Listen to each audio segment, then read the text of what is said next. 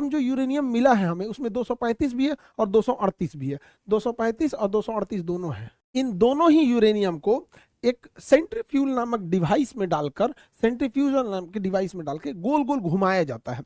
अब जैसे दही में हम लोग ऐसे मथनी डाल के गोल गोल घुमाते हैं, मक्खन अलग हो जाता है, दही मलाई अलग हो जाता है, सेम वही चीज होता है जिसे हम अपकेंद्र बल या सेंट्रीफ्यूगल कहते हैं। तो इसके जो सेंट्रीफ्यूज होते हैं उसी में इसको गोल गोल घुमाया जाता है। इस गोल गोल घुमाने से फायदा ये होता है कि यूरेनियम 238 साइड में हो जाता है, यूरेनियम 238 जो है ये साइड में आ जाता है, और हमें जो जरूरत होती है यूरेनियम 235 की, ये यूरेनियम 235 बीच में चला जाता है और हम इस बीच वाले से निकाल लेते हैं।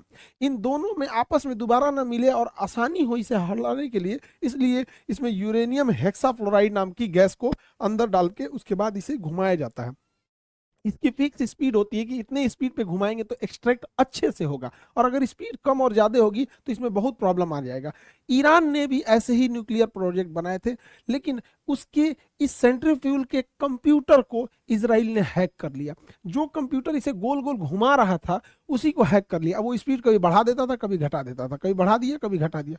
तो उसे जो यूरेनियम 238 से यूरेनियम 238 से यूरेनियम 235, यूरेनियम 235 ये जो मिलना चाहिए ये उतनी अच्छी क्वालिटी का नहीं मिला। इसराइल कितना समझदार, कितना शार्प दिमाग है उसका, उसने कहा कि अगर ब्लास्ट करेंगे तो सोच रहा है दोबारा बना लेगा, उससे ऐसा ना बनाते हैं कि कामे लायक ना रहे, उतना तगड़ा विस्फोट ना हो सके। तो ये इसराइल ने किया था, सेंट्रीफ्यूल की स्पीड को कभी बढ़ाता था कभी घटा देता था, कितना ऐसा करता था कि प्योरिटी ही उसमें नहीं रह पाती थी। तो इसराइल का प्रोग्राम जो ईरान के बेसिकली प्रोग्राम को रोकने के लिए ये सारी चीजें की गई थी।